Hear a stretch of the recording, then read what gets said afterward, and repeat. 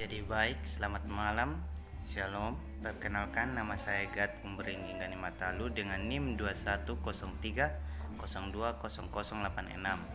kelas 1C, Fakultas Ilmu Sosial dan Ilmu Politik, Prodi Administrasi Bisnis.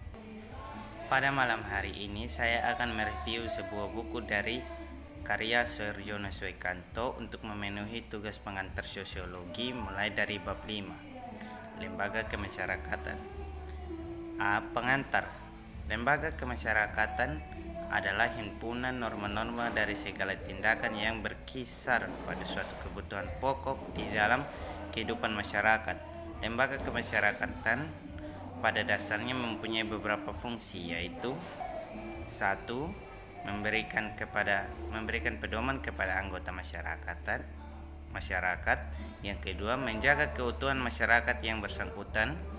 Yang ketiga, memberikan pegangan kepada masyarakat untuk mengadakan sistem pengendalian sosial. B. Proses pertumbuhan lembaga kemasyarakatan. 1. Norma-norma masyarakat.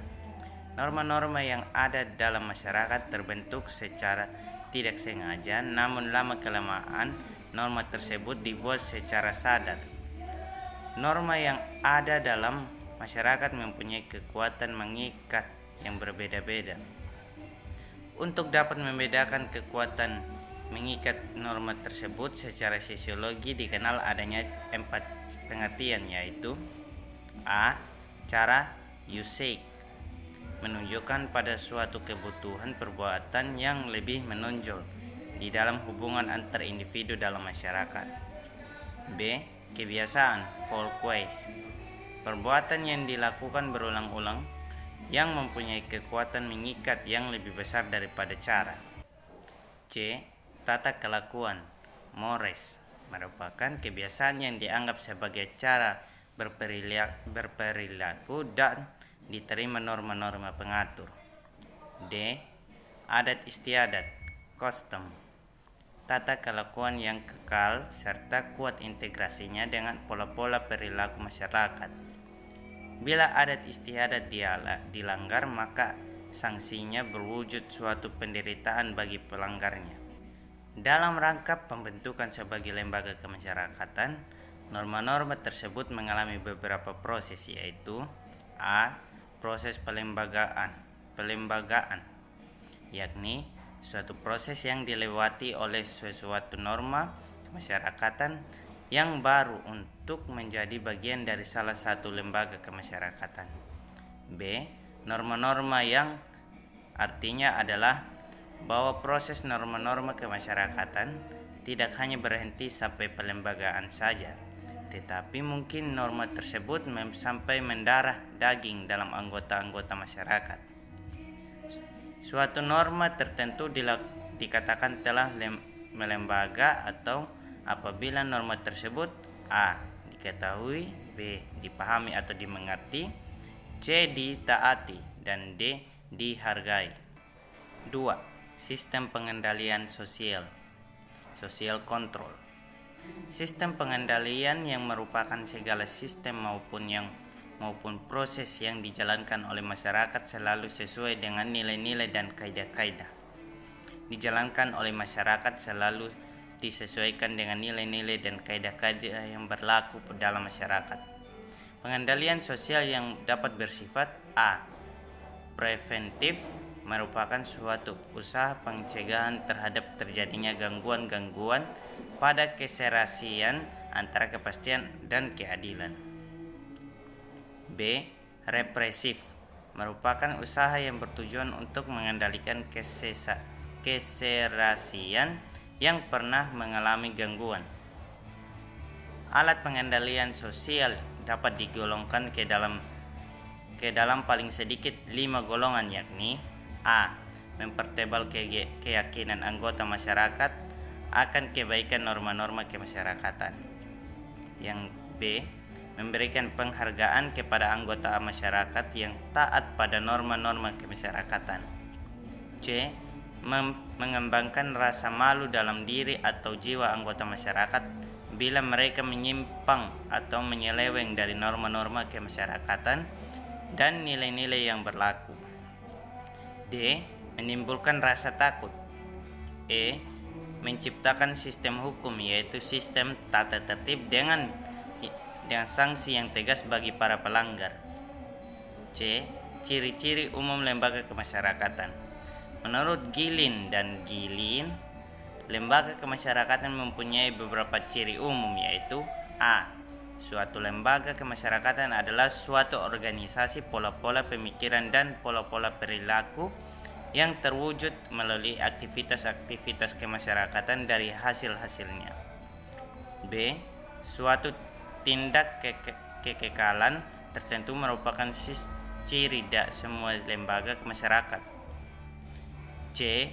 Lembaga kemasyarakatan mempunyai satu atau beberapa tujuan tertentu. D. Lembaga kemasyarakatan mempunyai alat-alat perlengkapan yang dipergunakan untuk mencapai lembaga-lembaga yang bersangkutan. E. Lambang-lambang biasanya juga merupakan ciri khas lembaga kemasyarakatan. F.